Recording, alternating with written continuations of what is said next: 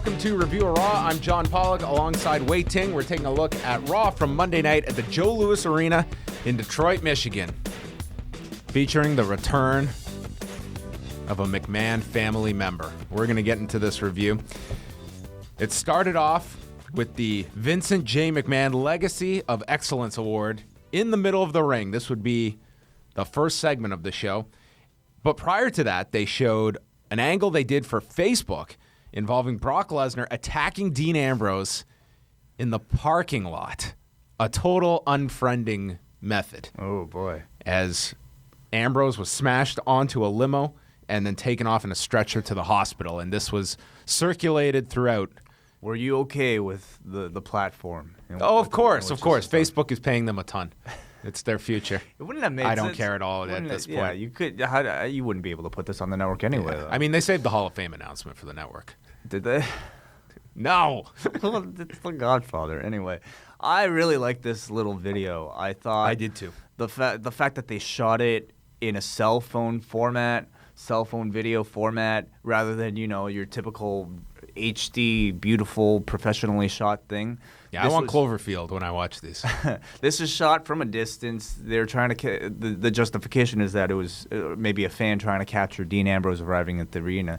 Anyway, and then Brock Lesnar just jumps right in, and Brock again was just so intense in this. Just came charging in. He really is. He's like a real life version of the Incredible Hulk in the way that he's completely unpredictable and just totally destructive, and he's able to just perfectly capture that every single time. And the fact that this was a cell phone video almost made it seem like much more realistic.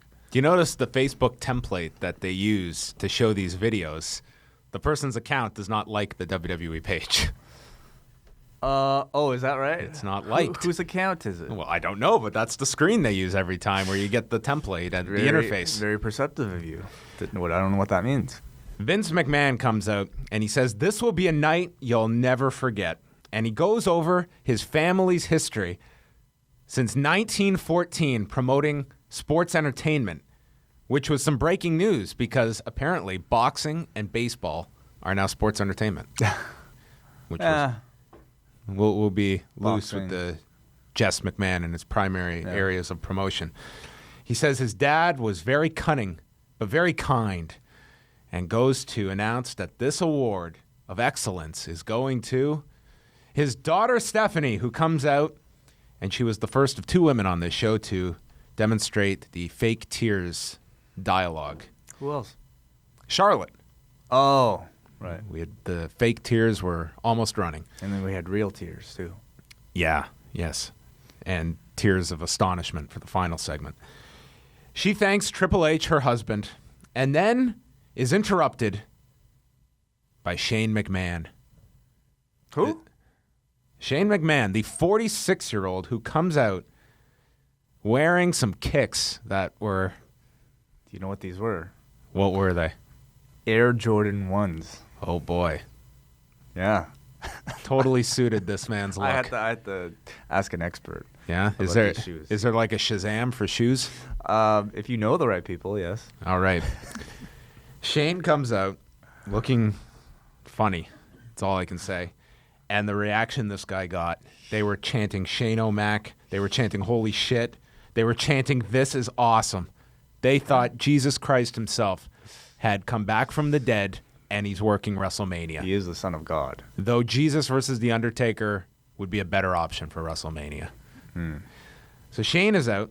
He got very teary-eyed at this reaction from the crowd. Yes, it's been years since he's been on television. 7 years at this point. Vince wants a hug and then a handshake, but Shane declines. And Shane says he loves the idea of this award, but it should be given to a worthy recipient, not Stephanie.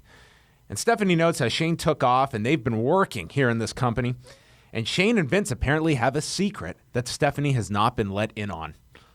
How that's possible, I can't exactly tell you. And says that Stephanie and Hunter may have been running this company, but running it into the ground, citing the stock falling, which actually the stock was up a significant amount today. It was up like 80 cents. Just for the stock is actually a decent level right now. Thank you. But if that's not enough, ratings in the toilet. And all the talent injuries. Yeah. Wonderful. I wonder if it was This company sucks, was the babyface's promo. Well, I mean, it's hard to not be honest about something like that, but I feel like if it was anybody but Shane, whether or not they'd be allowed to have, I guess The Rock could kind of get away with saying something like this, but yeah, it's unusual for them to kind of admit these faults. Well, this was also a babyface line met with approval from the crowd. If you listen to the crowd's reaction to the shows or see it on social media, it's very much, echoing what Shane was saying here. Stephanie brings up that the building is packed and calls Shane a quitter. And Shane brings up a deal that he made with Vince years ago, and he took time off to go build businesses, but never lost his place in line, he says. Vince had offered cash to buy him off, and Shane goes over the entire family tree, including his 3 children that he names, and wants this business around for many generations so that they can be a part of this as well, and states to Vince McMahon, when he asks, "What do you want?" he says, "I want control of Raw." And Vince says, "Well, this is a public company now," which it was for years while Shane was in the company. Vince will give him Raw. He was very easy to just acquiesce to this. If he wins one match, and if he loses his rights to everything. But Vince gets to name the time, the place, and the match, and Shane agrees to this. And Vince states it's going to be Shane McMahon against The Undertaker in a Hell in a Cell match at WrestleMania. Yeah. They've lost their mind. The reaction for Shane was really tremendous all the way up, I would say, until the announcement of The Undertaker, at which point I felt all the holy shit chants, everything kind of was. The announcement of the Undertaker match was not met with cheers. It was kind of a mixture of stunned silence and also a bit of a, whoa, we should cheer because we're getting to hear this news. So there was a very It was like a collective, no. That's not necessary. Yeah. Do we like this? I don't know. Should we cheer for this? I'm not sure. There was a very light, holy Listen, shit. I will say this. There might be no Better figure. option? This is the worst option. This is worse, in my opinion, than Braun Strowman. But there is something that I just cannot figure out about the fandom of Shane McMahon. And it's because this guy got the break of doing every smoke and mirrors match imaginable and could do all this crazy stuff. And he wrestles very intermittently, and when he does wrestle, you remember him for jumping off the Titantron, going through the glass window in that Kurt Angle. How do we hide a non-athlete in a match? He's Kimbo Slice without the drawing ability of Kimbo Slice. But there are plenty of non-wrestlers, though, who wouldn't be able to jump off the Titantron like that, or go through a thing, or go through the glass, or do a shooting star press onto a garbage can, or a Van Terminator. I mean, you're absolutely right. This is one of the biggest spots at WrestleMania. In many ways, coming out of WrestleMania, this heel that could be placed in this role, and this isn't even apparently going to be a heel spot, it's baffling to me that they went with this option. And if I was a talent in the locker room, I'd be furious. That was not apparently the reaction of most in the locker room. There were, I'm telling you, nobody backstage knew Shane was there. He was totally hidden until this segment. And when he came out, there was a large portion of the locker room that was all together, and they went nuts when it was Shane. And there were a lot of people excited backstage about Shane being back here. And I think, listen, I threw it out there just to get feedback from people. There's a ton of people that are just going nuts about this, that love this option. I don't quite get it. I'm personally not as negative as you are about the decision, and I'm fine with the guy coming back. I don't care about that at all. But this to me is worse than the Sheamus decision at Survivor Series, because at least you can say Sheamus is a bad idea that probably won't get over, but the attempt was there to try. Shane McMahon isn't working anything afterwards. This is a 46-year-old authority figure. Mm-hmm. And the day after WrestleMania, this is not a guy you can utilize in any fashion at a time when you're desperate to make heels. You cannot make the argument to me that this role would not be so much better suited if it were a guy off the roster like a Kevin Owens, or if it was a short-term nostalgia and you pulled in a Kurt Angle or someone from the past, a Goldberg, that realistically isn't a long-term solution either, but at least it's something beyond this. Well, very good points, and I think very valid. I think there's probably a lot of negative you could say about this. My whole thinking is, let's say it was a Sheamus, okay? We've seen over the past year, a couple years, with the Bray Wyatt match, that, you know, it was The Undertaker facing an up-and-coming talent in a match that should have done a lot for that up-and-coming talent in Bray Wyatt. But in the end, it was largely a forgettable match that meant nothing, didn't really help Bray, didn't really even draw that much excitement for the match itself at WrestleMania. The argument is that you can have somebody like a Shane McMahon who, because he hasn't been around for 7 years and because he wrestles so intermittently, and also because when he does wrestle, they tend to be memorable performances, largely due to smoke and mirrors. I can understand why they decided to use him, and I can understand why people might be excited for this, is because...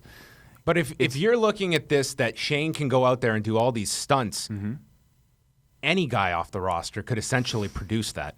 And have a value but beyond one night. But there's no reputation attached to it. There's no reputation attached to Sheamus for having really memorable matches with crazy stunts, like there is with. I would really hedge your bets on what this 46-year-old is going to do.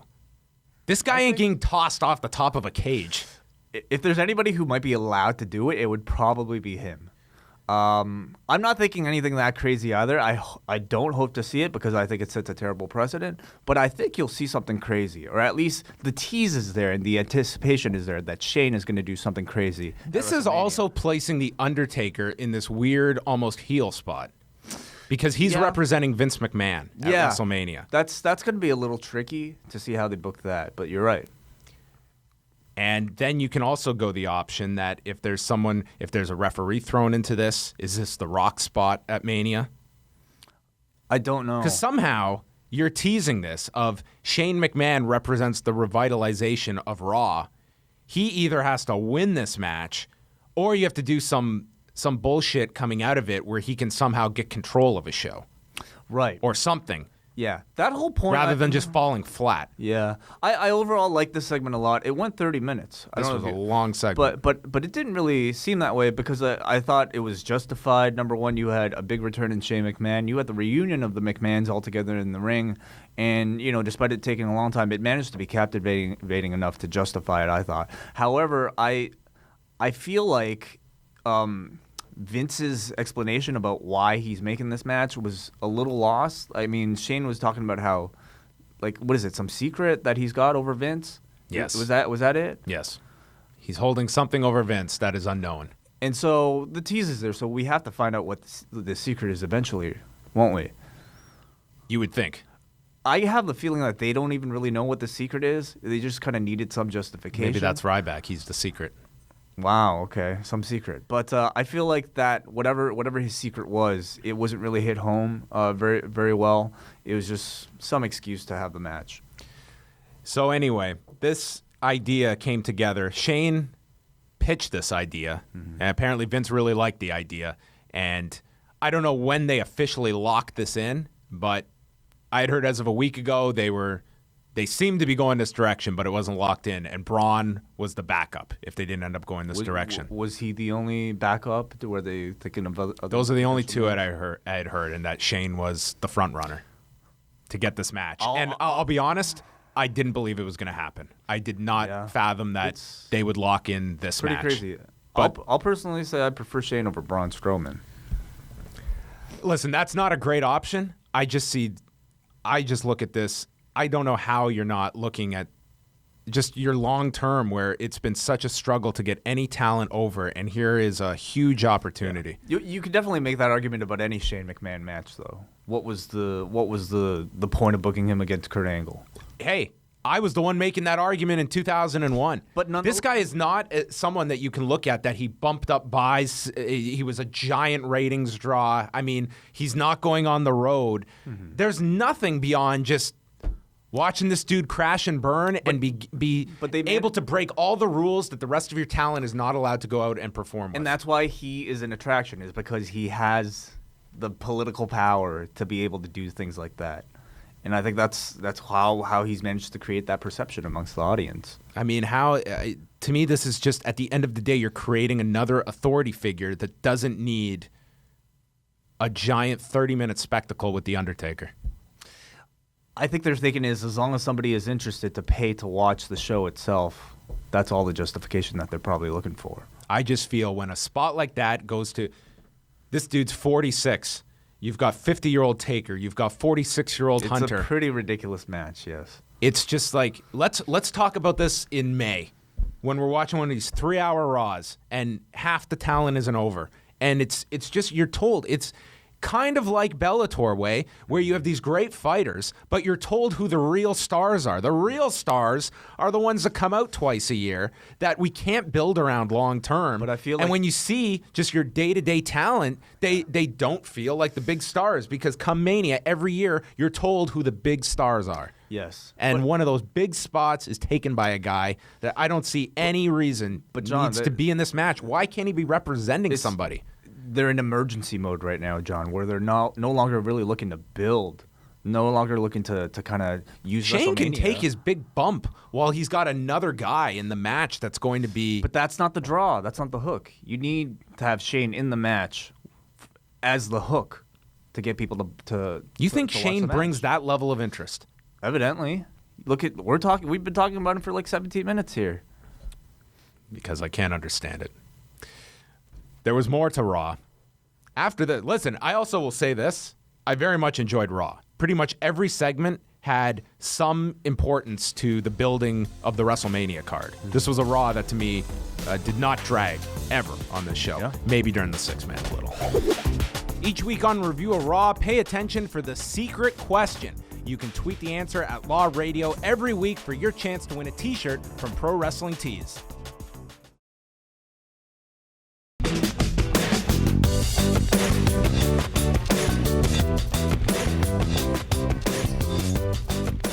The New Day took on Neville and the Lucha Dragons. The New Day had an insert promo reacting to the League of Nations with Boudio's cereal for the League of Nations. They got the advantage on Neville forever.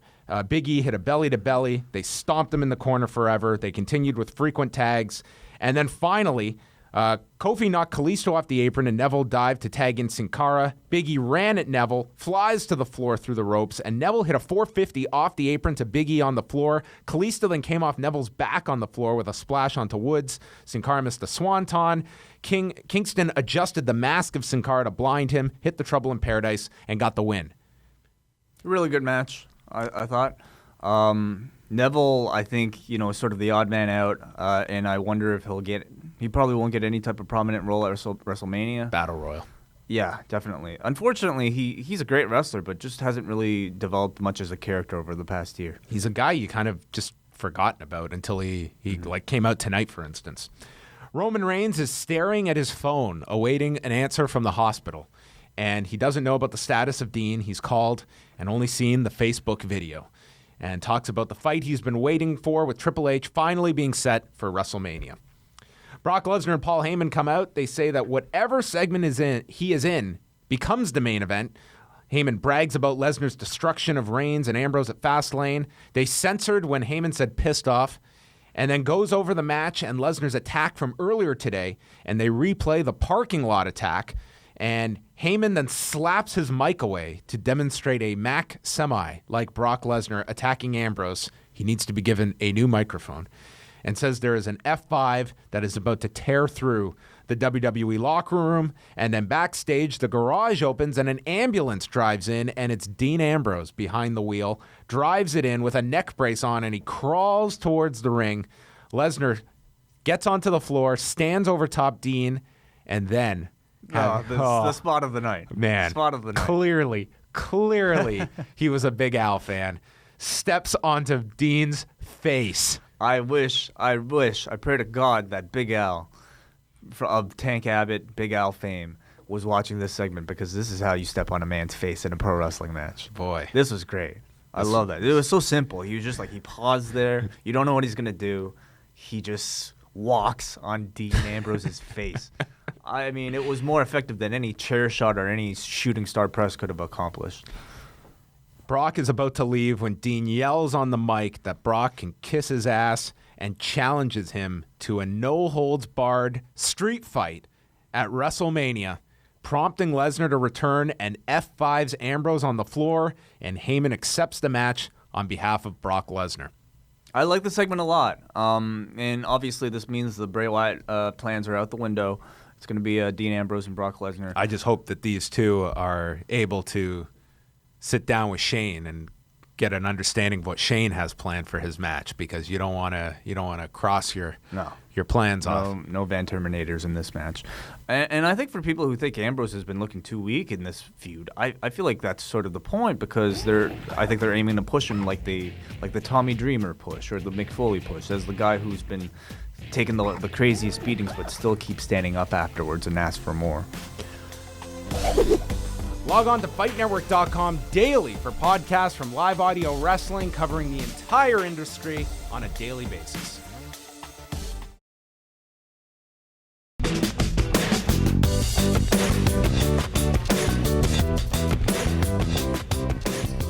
Lesnar, by the way, they certainly had to set this up tonight. He's scheduled, or at least advertised at this point, for 2 more Raws before WrestleMania. So he's not back till March 14th. Your birthday. Yeah, I know. What it's a on a treat. Monday.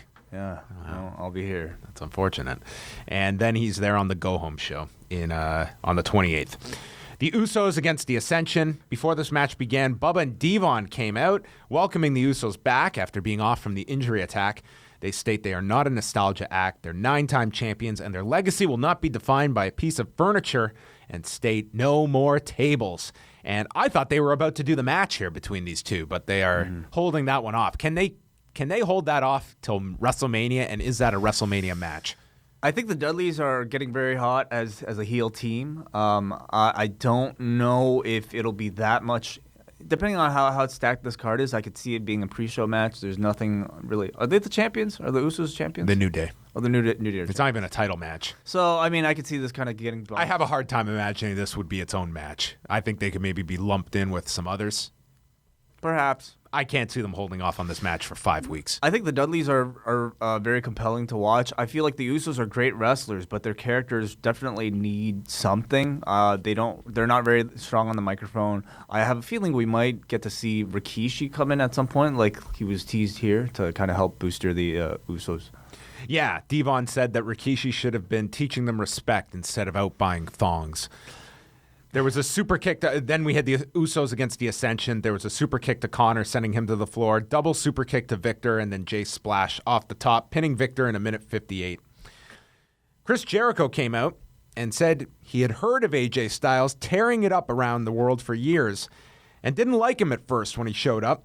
Said, how can this guy call himself phenomenal when he's never had a match in the WWE? And said he's had 3 matches with him, each being better than the last, and calling Sunday nights one of his best matches in years, and says he wants to speak to AJ face to face. So Styles comes out.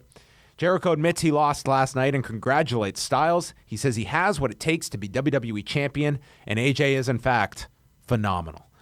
And they are He's no longer a Pitbull anymore? There were no Pitbull references on Sunday or Monday. So somebody realized that this is stupid. The Social Outcasts come out and start making fun of the two for their love fest. They mock the handshakes and everyone's love of handshakes. I like these guys. I'm starting to like them, the Social Outcasts. I think all 4 of them are they're good comedy performers in their own way, and I think they all have a personality. I think right now they're all kind of playing the same character, though, so I would like to start seeing each of them develop their own kind of eccentricities.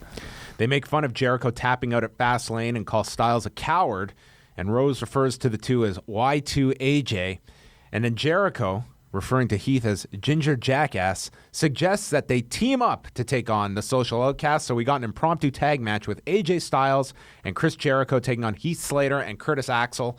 They were double-teaming Styles in their corner. Jericho and Axel tagged in, hit a double axe off the top, springboard dropkick to Slater, and then Jericho was going for the walls to Axel as Styles hit a springboard forearm to Slater, sending him to the floor, followed that up with a plancha as Jericho applied the walls, and Curtis Axel tapped out at 3 minutes and 56 seconds. So with all of this, Chris Jericho, I mean, he was slotted for Dean Ambrose at WrestleMania. Now he is going to be bounced somewhere else. Where do you see him landing on that card?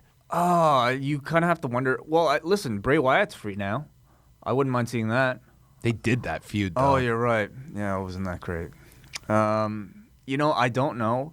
I don't mind putting these two in a tag team together in Y2AJ. Kind of cute. It sounds like a boy band. But I don't want to see this for WrestleMania. I want to see the singles match or the tag match? Tag. I don't want to see AJ in a tag match at WrestleMania. I think WrestleMania, I'm still really holding out hope for the Kevin Owens AJ Styles match, which I think it's perfect for both. Well, Owens has nobody. Yeah, I think it's perfect for both of them. I think AJ winning the IC title, he's actually somebody that I actually want to see with that title. I think it'll actually do something for him to win that title at WrestleMania. And I think it's a great match for the hardcore fan base, and I think it's a match that'll be awesome. I saw this, and I'm just thinking, my God, AJ and Jericho against the Social Outcasts, and we've got two guys who just left New Japan in Anderson and Gallows. Yeah. Oh, you think they're gonna join Y2AJ against the Social Outcasts? No way. I don't think it'll happen either. They're not gonna debut Gallows and Anderson before Mania. I don't think. I think that, yeah, AJ and Owens is an option, but that brings you back to Jericho. Where does Jericho end up in all this? Three-way? I don't know. Yeah, I don't know. He's not coming back to just do the Battle Royal. True. So you got to find something for this guy. But Jericho's like, maybe he'll get his elusive match with Ryback that he wanted in 2013. Okay, well, Ryback needs somebody too. Yeah. Not all these guys are going to get their own matches at Mania. This card is quickly filling up. This coming Wednesday on Review Away, it's the first of our three-part look at WrestleMania 12. This week we're reviewing the March 25th episode of Monday Night Raw from 1996, leading in to WrestleMania 12, featuring the likes of Ahmed Johnson, Leif Cassidy, and the Super Sock Jose Lothario.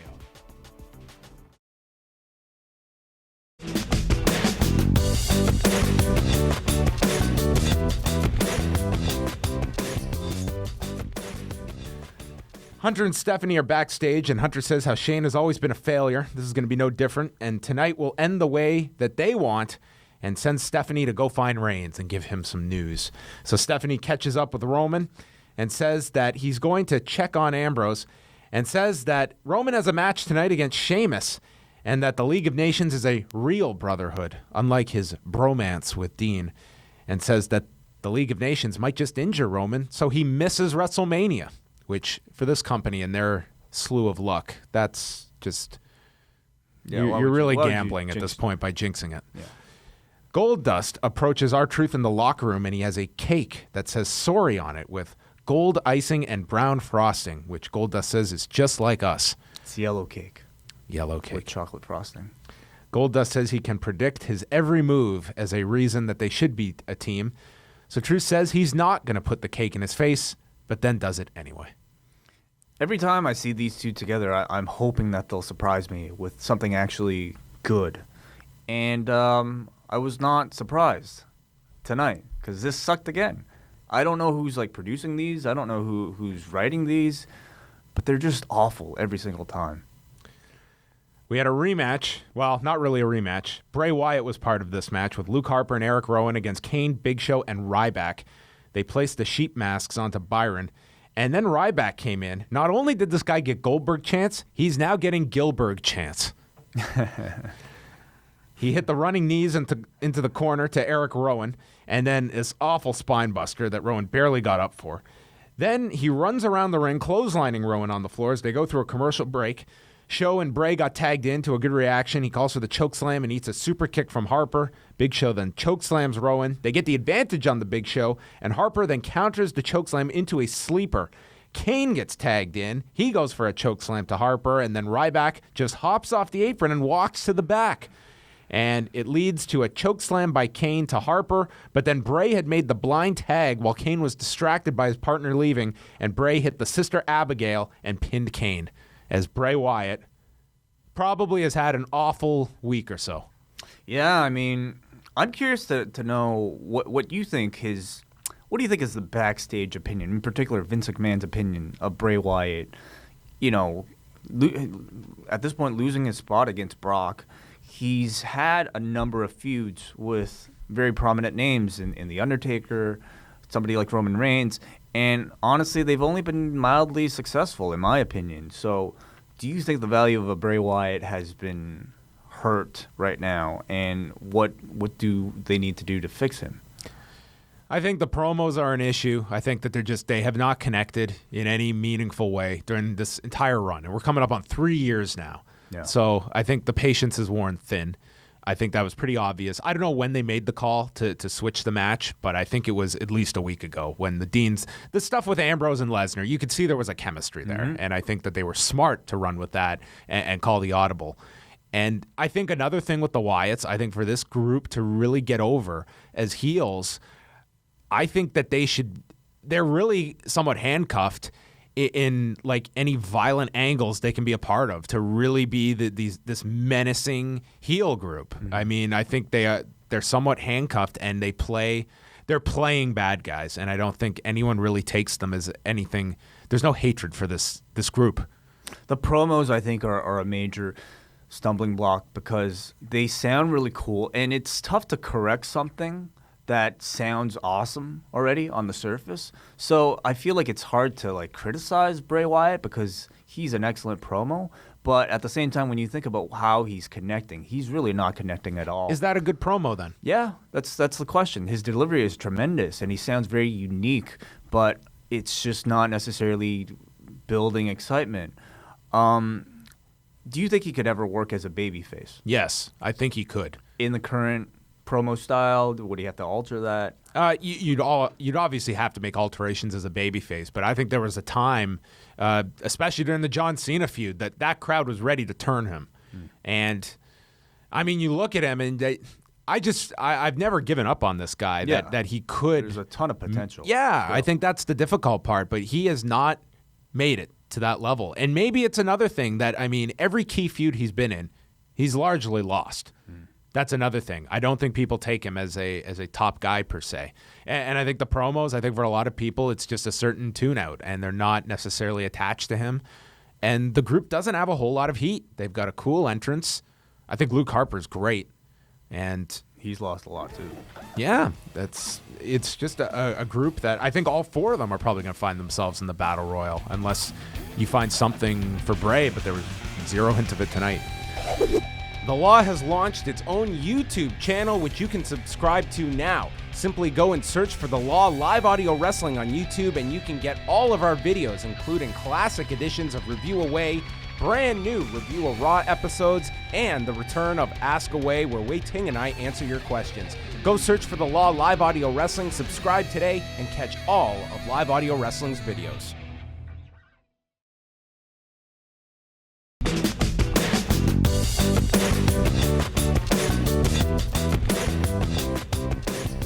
Rich Brennan caught up with Ryback backstage, and he says he won the match last night, and now he's done with tag teams, which I guess he realized this before he accepted the match.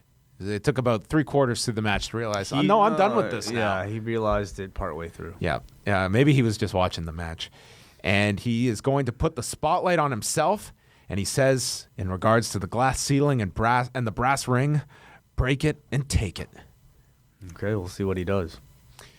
Sasha Banks took on Naomi in a singles match. Naomi sent her off the apron to the floor, sent them to the break. They came back. Naomi had the advantage. Banks came down with the double knees after being pressed in the air, but then Sasha got yanked off the top due to a distraction from Tamina off the floor, and then Becky appeared out of nowhere, attacking Tamina, and it led to Sasha hitting the backstabber into the Banks statement and getting the clean win over Naomi. Yeah, I thought the match was quite cold, and I felt like everything kind of coming off of the Brock Lesnar segment was sort of it's hard to follow that, and so I think everything kind of felt cold after that. But in particular with Sasha, we know that they've been kind of holding back on her to give the spotlight to other girls in the division, but waiting for that WrestleMania build to actually give some character to her. Now we're 6 weeks out. I'll say, Sasha hasn't really lived up yet to her NXT reputation with her work on the main roster. I think her promo time has been kind of limited, and I also think that none of the matches she's had on the main roster have been really memorable, which you can really say about most of the girls on the main roster. But Sasha in particular, I feel like they really need to do a lot of work to kind of get her up to par at this point with the other two girls. I think Becky and Charlotte are far more developed as characters on the main roster right now. So Becky and Sasha are in the ring, and Charlotte and Ric Flair come out, and Charlotte is pretending to cry and says that they're bonding. She's so happy to see these two bonding like Tina Fey and Amy Poehler, only cheaper hair dye, and says that they will have a singles match with the winner getting a title shot at WrestleMania. And then she pretends that Sasha is going to attack Becky as a scare tactic to prove that they don't trust each other.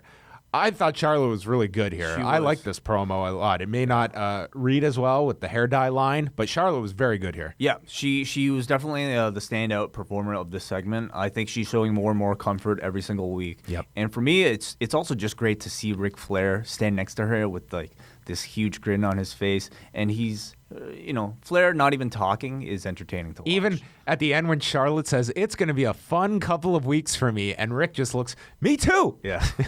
He's really good at if you're not going to give this guy a microphone, you cannot turn the personality of this guy off. You can't not look at him, And I know he's probably trying to not take over the segments, but I think he's been adding to Charlotte. He hasn't been taken over.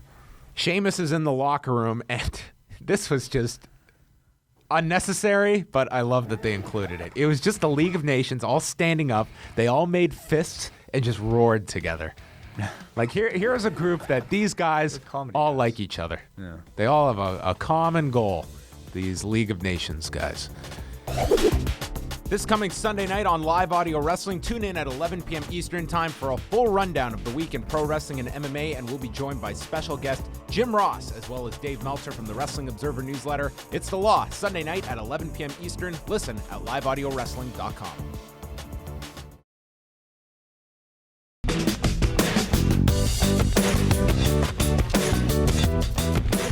Vince and Stephanie are backstage. It's still a mystery what Shane is holding over Vince, and will not work for Shane, Stephanie says. And Vince says the odds are astronomical, and now we have another main event for WrestleMania. So explain to me what this meant. He basically says he wanted to do this because he needed another main event. He's going to make money off of Shane because, to your point, you believe that there's some value in Shane McMahon being in this match. Yeah, I guess. And people are now going to buy more tickets to WrestleMania, right, and they're going to sell more network subscriptions because Shane is now in this match. Right. So the idea is that he's willing to risk. We are going to get every ounce that we can out of Shane before he dies. Okay. All right. They plug the newest member of the WWE Hall of Fame, broken by Bleacher Report, with no credit given to the man who got to break it, and that was Jonathan Snowden. Oh, is that right? And like, how does... Explain to me why the justification for crediting another source. They just want a mainstream outlet to be reporting it. Okay. It's the same thing they've done the last year or two. Every week it's going to be a different outlet. Like with something like TMZ. We've got who do we get? I'm just waiting.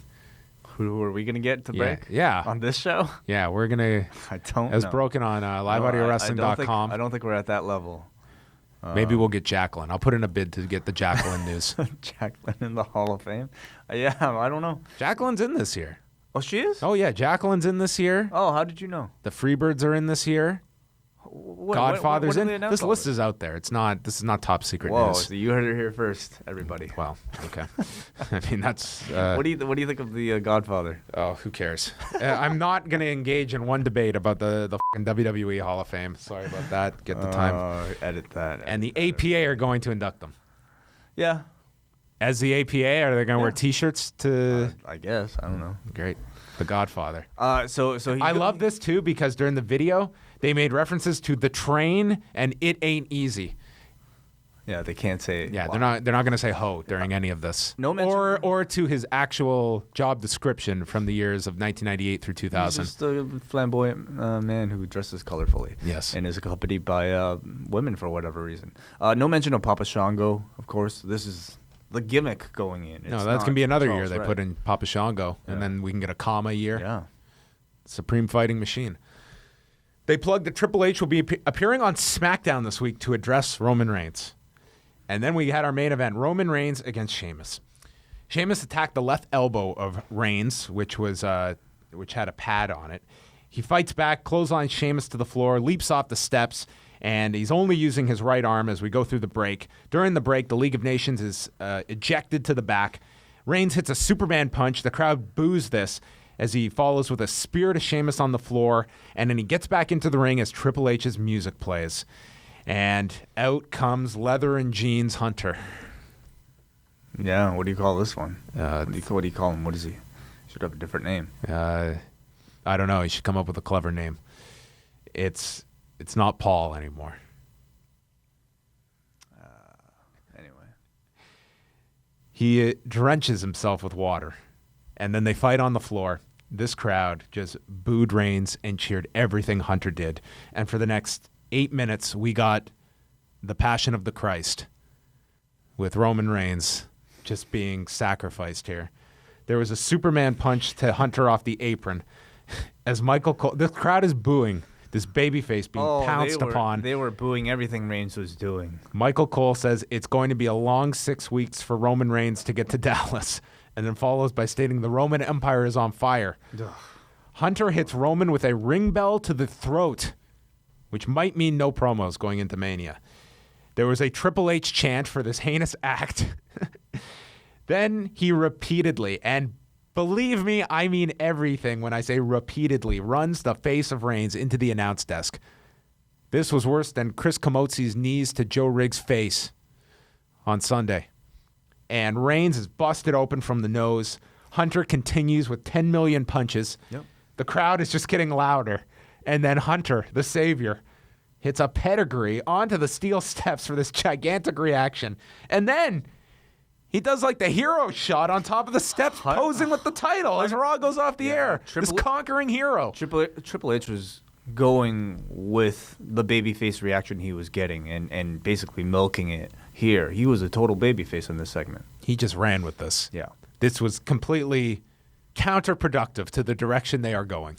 Listen, the whole thing has been counterproductive to how the audience wants to cheer Roman Reigns or not want to cheer Roman Reigns. We have two 46-year-old babyfaces coming out of Raw. I mean, that says everything you need to know about how they've been able to make stars over the past decade. This is not going to get better. The next 5 weeks of Raw, we're in Nashville and then Chicago, Pittsburgh, which was the 2014 Rumble, Philly, which was last year's Rumble, but was also the night where Roman won the title and got super over there a few months ago. And then Brooklyn going into Mania. These are going to be some tough crowds, and Detroit is hardly going to be the worst one. It is all smart mark crowds. And, you know, Reigns has been cheered in those places before, but I think coming off of last night was just such a bad negative reaction to the result of the show. Especially, you know, they don't have anybody to blame but themselves because they're strongly hinting at Dean Ambrose and Brock Lesnar winning that match. Two options that are way more likable than Roman Reigns. I don't fault them for going with Roman Reigns. I think that's the right choice for the storyline. But to tease the crowd with, either the option of Dean Ambrose or Brock Lesnar, you're in essence turning Roman Reigns into a heel. And to actually have him win, you made that audience feel very slighted. I think what was a great angle the night it happened was TLC, where Roman Reigns did this exact angle, but it was to Hunter. And I think they greatly overestimated how much that reaction was the hatred they had for Hunter and getting behind Roman, as much as it was this crowd got into this very physical angle. And that's what we got here. A beatdown you don't see typically, and this audience loved it. Yeah, because there's no sympathy for Roman Reigns right now. I think Roman Reigns is, again, they failed. For what this needed to accomplish, this segment absolutely failed. They dropped the ball with the Batista Randy Orton thing. What was the main event last year? Again, they tried the same thing last year and they failed. And again, 3 years in a row now, the lead babyface that's going into WrestleMania is not one that the crowd wants to cheer. So what do you think their options are? I mean, do they try to sway the crowd at this point, or do you go with the Triple H babyface role? Oh, that to me, it's so short-sighted. That's my biggest. This is going to close the show. Do you close the show with the crowd turning? Well, on no, that's what Shane's here for. Go off the air with Raw in control of Shane, the babyface that beats Taker at WrestleMania. I don't think that'll main event. Well, that was Raw. I don't know. What a weird show. It was an interesting show. It was fast-paced. Plenty of talking points. That is true. And hey, they have set up. You can figure out in your head pretty much the 80% of the card, which is good. I mean, it's just kind of some trivial figures that still have to find places, but your solid money matches are all in place, and I use that term money match lightly in one regard. At least one money participant I would question.